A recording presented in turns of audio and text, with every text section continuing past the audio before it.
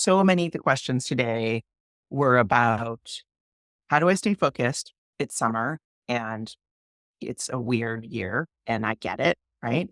Being ultra clear about what's important to you and what's going on with you is the absolute necessary starting point for making good decisions about any of this stuff. All of the second guessing, all of the flipping and flopping of doing different things, all of that different stuff, it happens most when we don't trust our decisions, when we aren't confident of around what we've decided to do. We don't have a process around it. We don't have any way of structuring follow up and follow through on that decision.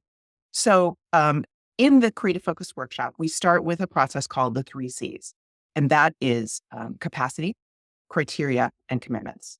So, what is your current capacity for taking on projects? Like how much energy, physical energy, mental energy, creative energy? What do you have right now? Money, what do you have in order to invest into creating something or building something? That's then the first part. Art is not always easy. It's not always fun. So part of this is just going like, okay, it's not always going to be easy. It's not always going to be fun. That's fine. I'm going to fall back on my habits. I've seen evidence of this in many cases. Like you can learn to feed your brain dopamine through fulfilling on your own promises.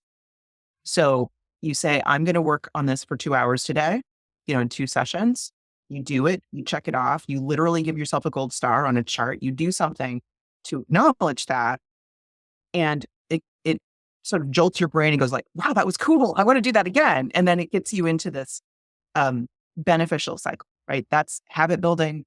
And that habit building then is self-reinforcing, right? Because it gives you satisfaction that doesn't have to do with finishing things, but has to do with keeping your promises to yourself. So Tamara says, how do I make a schedule feel good, especially when I've fallen off my schedule and find it hard to force myself back to it?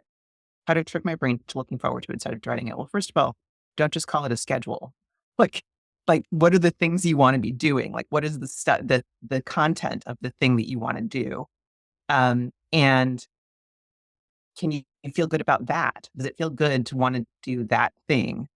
Then in terms of building habits, you need to look for very super, super easy ways to get started. So if you used to have a writing habit of like 90 minutes a day or something like that, and you've fallen off and you're like, I can't, you try to sit down and you can't spend more than, 20, then the challenge is to go, okay, I'm going to have a writing habit 5 minutes a day. I'm going to make it as easy as possible. I'm going to lower the bar so low that I can roll over it drunk. Like make the bar low. Do not challenge yourself to get back to this thing. There's no value in that. What the value is in the habit, it's in always showing up, knowing you're reliable, starting feeding your cycle of dopamine around your own ability to show up and fulfill your own promises. That is what makes it possible then. That creates like a container, creates a space in which you can then do things. And so,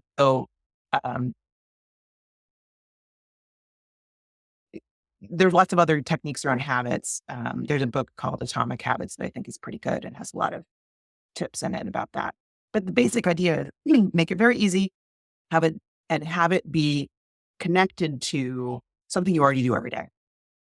So it becomes like you're just rolling over to the next thing. It becomes the next, so like, if anybody's ever had like medication or something and has to take medication at a certain time of day, at first maybe you forget a bunch. But then it becomes part of lunch. It becomes part of like that ritual every day. So that's the kind of thing this could be, is like, it just becomes the thing that you do at this time of day. As soon as you finish this, you do that. That's called habit stacking. And it's a really helpful technique for, again, creating this container. Create a container, and then you can build on the container. You can put new things into the container. But if you don't have the container, then everything feels like, because you say, I'm going to write today. And then it's like 3 p.m. and you're tired and you're like, I haven't done it. I suck. And then it becomes a toxic waste dump and you don't want to get near it. So we want to avoid that happening if at all possible.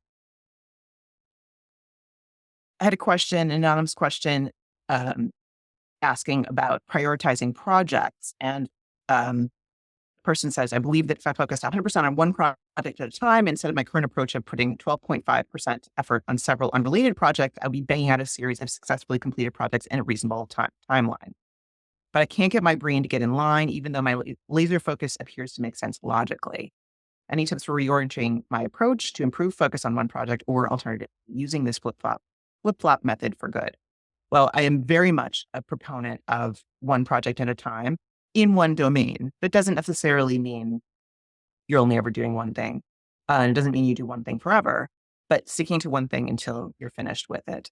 Sometimes, you get blocked, you need a little break and do something else. But this idea of having sort of multiple equal level projects that you're kind of toggling back and forth between is a way to never get anything finished. And to lose your thread constantly on what it is that you're doing, just kind of have to reorient yourself continually. So what I see when I see this kind of thing is what we were just talking about, which is not having made a decision, not actually knowing or deciding what's most important, which project aligns most with the desired outcomes, so that you can believe in it long enough to stick to it. Because usually this comes out of second guessing. Sometimes it's just being distracted, shiny object, but that too, it's like if you don't know why you're doing a thing and why it's important to you, it's very hard to stick to it. There are other factors too, obviously, building a habit that can support this kind of work, figuring out, sort of laying out a project so you have an idea of the scope of it, having strategies for getting through hard parts. Again, like having community and accountability around that, getting support from other people. Those are all factors.